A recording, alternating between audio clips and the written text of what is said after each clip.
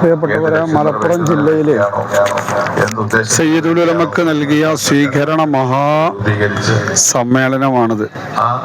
ഇത് തന്നെ വലിയൊരു സമ്മേളനമായി മാറിയിട്ടുണ്ട്.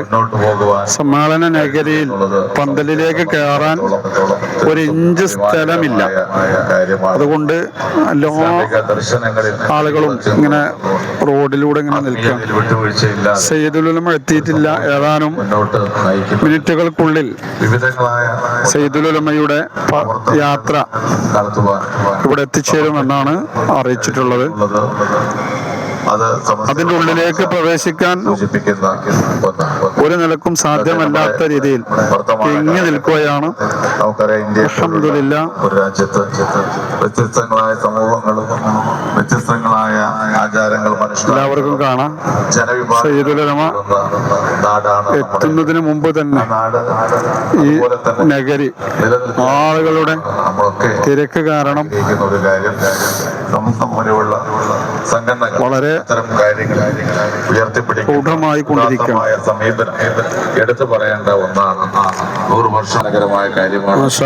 ഇന്ത്യയിലെ ബഹുമാനരായ മതേതര സംവിധാനം നിലനിർത്തിക്കൊണ്ട് ഇന്ത്യയിലെ എല്ലാ ജനവിഭാഗങ്ങൾക്കും ഏത് മതവിശ്വാസത്തിൽപ്പെട്ടവരായ അവർക്ക് അവരുടെ വിശ്വാസങ്ങൾ, അവരുടെ അനുഷ്ഠാനങ്ങൾ, ആചാരങ്ങളും ഒക്കെ മുന്നോട്ട് കൊണ്ടുപോകാൻ കഴിയുന്ന ഒരു രാജ്യമായി ഇന്ത്യ നിലനിൽക്കുക എന്നുള്ളതാണ് നമ്മുടെ ഒക്കെ ആഗ്രഹം.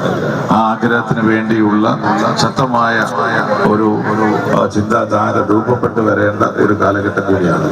സംസ്ഥയുടെ കഴിഞ്ഞ കാല പ്രവർത്തനങ്ങളൊക്കെ തന്നെ ഇസ്ലാമിക ദർശനങ്ങൾ നിന്നുകൊണ്ട് തന്നെ ഇന്ത്യയിൽ നിലനിൽക്കുന്ന വർത്തമാന കാല സാഹചര്യങ്ങളോട് സമരസപ്പെട്ട് പോകുന്ന സമീപനമാണ് എക്കാലവും എടുത്തിട്ടുള്ളത്. സമസ്തയുടെ അത്തരത്തിലുള്ള സമീപനങ്ങൾ നമുക്ക് നമ്മുടെ രാജ്യത്തിന്റെ മതേതര സംവിധാനത്തെ ശക്തിപ്പെടുത്തുന്ന ഒന്നാണ് എന്ന് കൂടി സൂചിപ്പിക്കുവാൻ ഈ സന്ദർഭം വിനിയോഗിച്ചുകൊണ്ട് ഈ ശതാബ്ദി സന്ദേശ യാത്രയ്ക്ക് എല്ലാവിധ ആശംസകളും നേർന്നുകൊണ്ട് നിർത്തുന്നു. നന്ദി, നമസ്കാരം.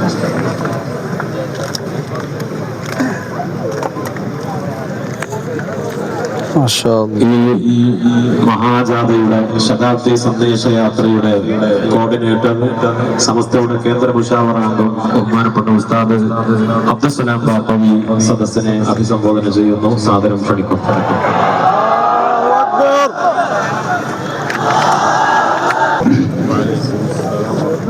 بسم الله الرحمن الرحيم.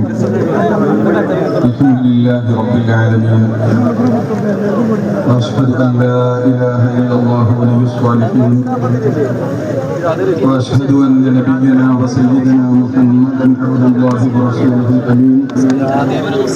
اللهم صل وسلم وبارك على سيدنا محمد وعلى اله وصحبه اجمعين. اما بعد، فأعوذ بالله من الشيطان الرجيم. بسم الله الرحمن الرحيم. قل